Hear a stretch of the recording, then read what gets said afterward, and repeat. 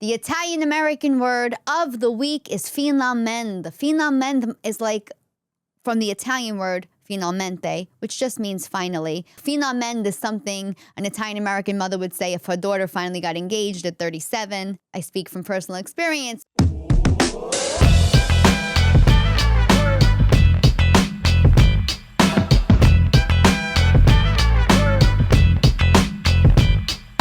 Cawfee Talk. Good morning, everybody, and welcome to Cawfee Talk with Cannistraci. I hope you're having a great day. Today is a solo episode, and I've been on a steady run of Italian American phrases for the words of the week. So I'd like to use one today, and then you know I always love applying it to life. So here it is. Are you guys ready? The Italian American word of the week is finalmente. Finalmente is like from the Italian word finalmente, which just means finally, but you know, a lot of New York Italians or East Coast Italians, I should say, Italian Americans, we cut off the vowel and harden it. And so finalmente is something an Italian American mother would say if her daughter finally got engaged at 37. I speak from personal experience. Or if her son or daughter finally is having a baby, finalmente, finally, I'm a grandmother. I'm using all of these to pertain to family because that's how I heard them the most. But finally, I'm not really good with finality. Finally what is kind of like a concept that I wanted to talk about today because I've had so many interesting guests in studio and I've spoken to you guys so much on a personal level. I've spoken to Kita, who's my friend, but you're Cawfee Talk producer, on like, you know, if I finally get to this point, if I could finally do this, if I could finally do that, and then I'll be happy or content, or none of that is true because there seems to be this thing of like never feeling good with where I'm at. And I think it's really common. I've had a ton of guests in studio saying, you know, who are successful, who have found success, or who have acted in major films or TV shows and go, yeah, but now I got to get to this, but now I got to do this. And there's no real sense of, wow, look how far I've come. And I don't mean to say that in the entertainment industry. I think this is a common thread in life where nobody looks at how far they've come, because we change so often. Every decade we evolve. There's something more we want, but there's no real, I don't know anybody who gives themselves enough credit. I don't do it. That's why I have friends like Kita who will text me sometimes after studio sessions like, you're doing so great. Be so proud of yourself. And I am in a really a much better place than I have been because I'm doing a lot of work on myself. And so when I thought of the concept, and it's finalmente sometimes is almost like a negative connotation, like finally, but not finally in a good way. When you say like finalmente, that's like, oh, you should have done this by now, or this should have happened for you already. It kind of like once you hit it and it's like that finally, it's like, now what? Now what's the next thing I have to finally get to? And it's just one of those sentiments that I think we all struggle with. Me, very much so. I think I'm in this constant like, you know, okay, now what? And it's like, wow, how about a little appreciation? Not just for me, but for everybody around me who's helped me get to where I am. How about a little more gratitude? I don't know. I think it's like anything else. Maybe it's just something we're conditioned. I thought about it. It's like you have all these graduations in life. Like from early on, we're like, okay, you've graduated kindergarten, you graduated elementary school, you graduated. It's like all these things of like these final moments. And don't get me wrong, I think we need things to look forward to so we have like motivation to keep going ahead. But I want to get out of this like finally mindset. You know, and I've talked about it before on the podcast, the plastic couch theory, which I'm going to go back to, of like waiting to enjoy things in our life, you know. And I think that a lot of it is probably the way I grew up or what I've been conditioned to, like, even with like when certain things are happening, I'm like, oh, I can't tell anybody that good things are happening until they finally happen, because then they're not going to happen, or somebody's going to put the malocchio, and it's not going to happen for me, and there's going to be bad juju or bad energy, or all of these things that we like make ourselves anxious about. And listen, I'm not going to lie and say I don't believe in some of them. And for my own self-preservation, I have gotten better at not talking about things until they finally happen. And even then, when they happen, I go, this can maybe be taken away from me. And it's like I constantly live in this state of fear that, I got this big show, but maybe something's going to happen and I'm not going to be able to do it. And then, it's going to be this big debacle, or, I pertain it to things in comedy, guys, because it's the real focus in my life. But I think for those of you listening, we do it with a lot of things, whether it be a relationship we want to develop, or a job or a promotion that we want. We live in this constant state of fear that something can be taken away from us. And the reality is anything can be at any given moment. And I think living in that fear and not enjoying the present moment is just something I've consistently struggled with. And I wonder how many of you out there, if you're conscious of it, or if you're not, or if maybe me talking about these things kind of resonates with you. But I want to stop waiting for something to happen, for it to finally happen, so then I can focus on something else to finally happen. And I want to just start being like, oh, this is a great day. This is a great day. I woke up. I won't rub it in everybody's faces, but it was like 80 degrees today, and I got to hang out with friends, and I got to bring another comedian in studio, and Keity got to tell me some good news about something happening with him, or that could be happening. And wow, I have, I have a show tonight. And, or even if it's a day where nothing is going on, I could be like, wow, why can't I just enjoy? Why am I worrying about what hasn't happened, what should happen, what I should be working on?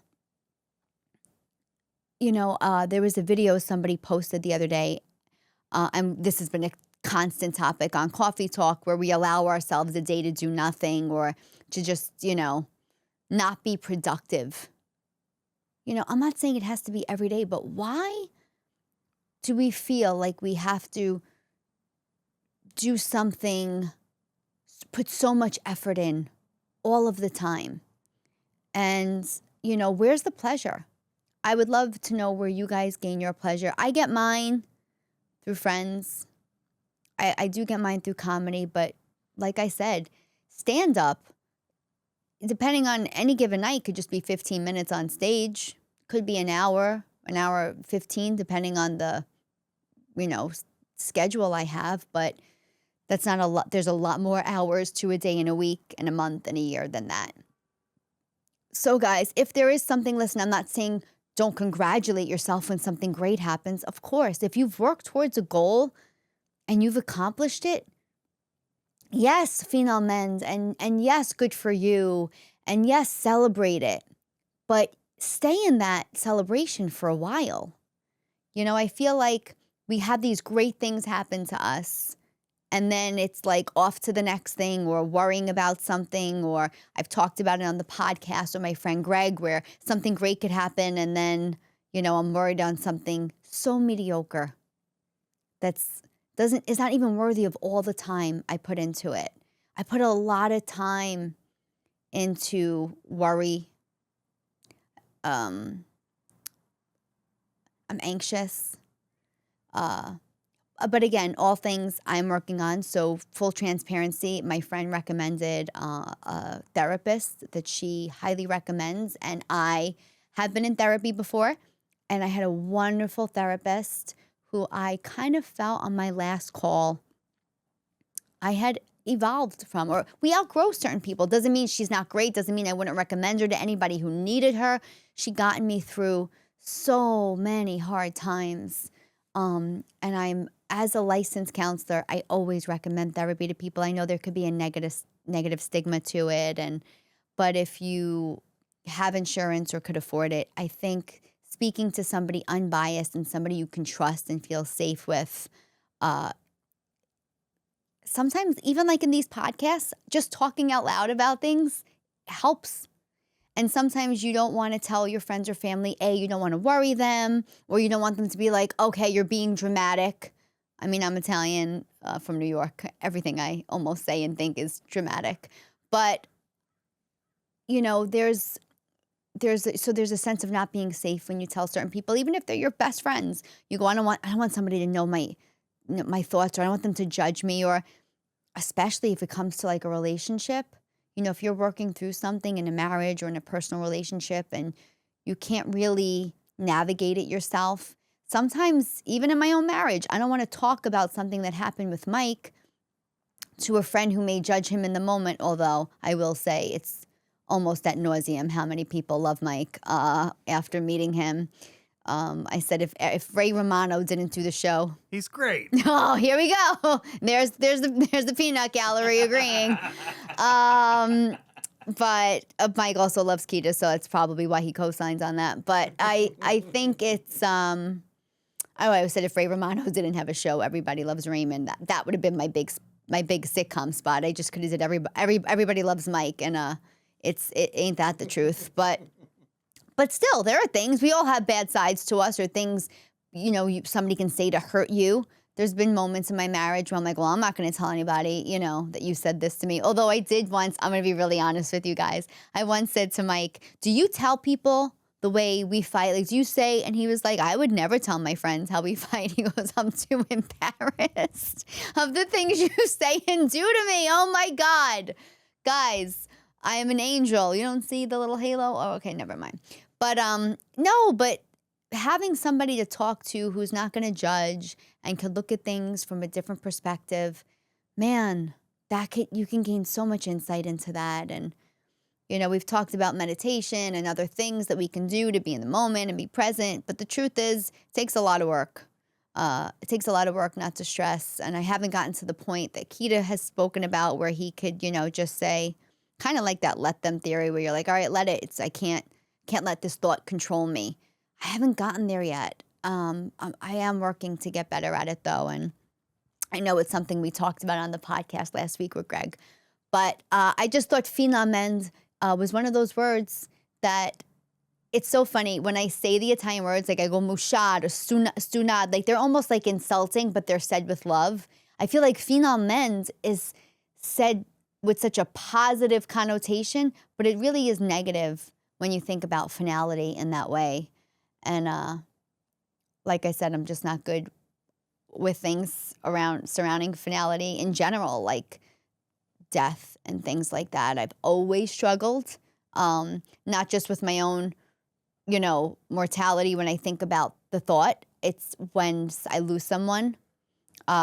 It's never been something I've been able to cope with, I think we all struggle with it. I don't think I'm like, I'm so out of the norm, but I do think it's something that I'm just not good with. I'm not good with goodbye. And even if it's in a friendship that I have to end, I've never been good. I'll never forget, I had a best friend of God since I was a kid. And right after my wedding, I was like, this friendship it's over. And it was a 20 plus year friendship, if not more, almost at that point. Yeah, more, maybe like a 30-year friendship. And I remember after I sent the text, I put my hands in my face and I sobbed. But I was ready for it. But it's just one of those things that I was like, and we all need to give ourselves time when we go through loss. And that really isn't the finalmente. That really wasn't the connotation in which I was talking about it, but because it's the word final, I bring it up because there's always something we're going through. I have a friend right now who's going to lose his dad pretty soon, and just all these things that we go through, and I kind of bring it back to reality on the Cawfee Talks. And I say this only to say, guys, as far as the real meaning and message behind this podcast, it's just that do you guys hear that?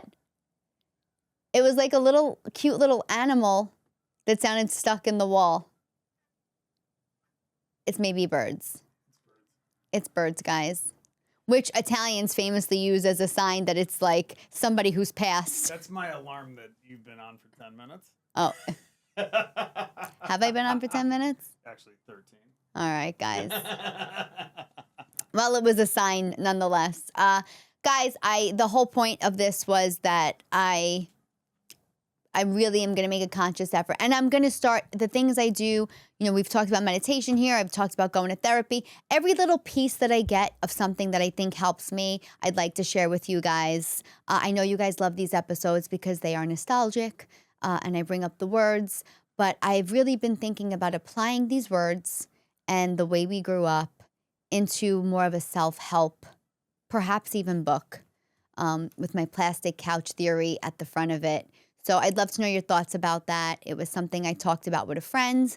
I did start writing it. I start writing stories about how I grew up in my childhood and how I think growing up Italian American just impacted in a positive way and in a negative way some of my habits today.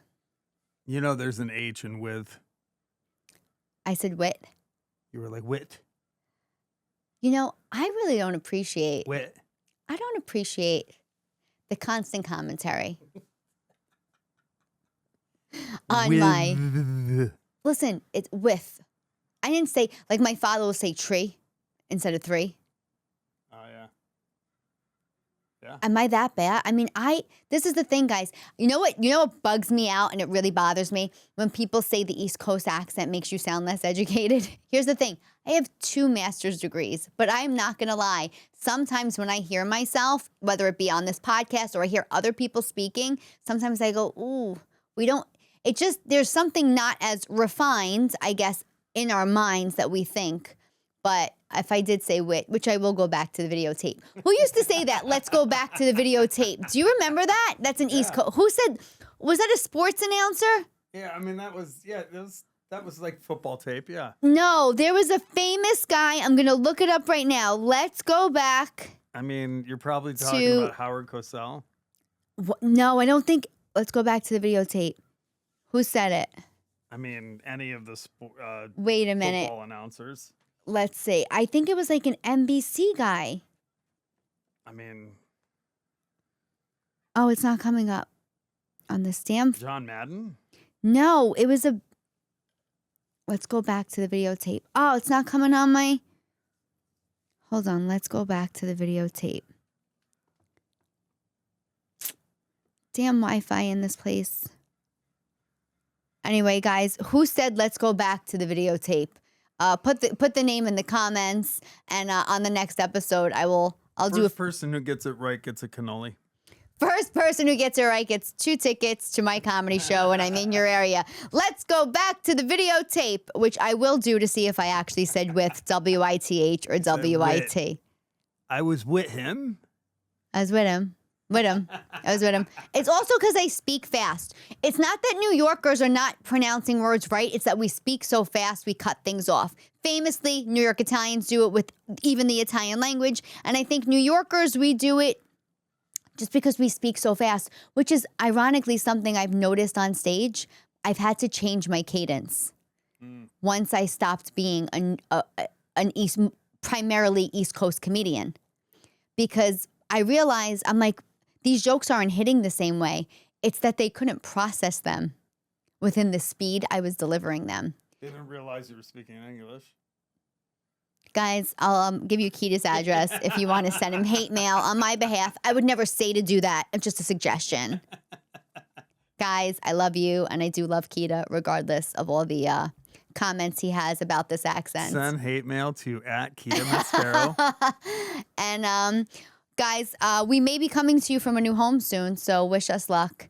On that note, I hope you guys got something positive out of my little Debbie Downer of an episode. I only say it really to make you aware of the things that we do and the ways we've been conditioned to not enjoy life. And if that is anything I want us to do together, it's to be happy, laugh, and have a community of people, whether it be on YouTube or Spotify, wherever this podcast is reaching you. I love you guys. Again, the goal is always to be in a room with you. All my shows are listed at tarajokes.com. And I will see you guys next week. Finalmente. Cawfee Talk.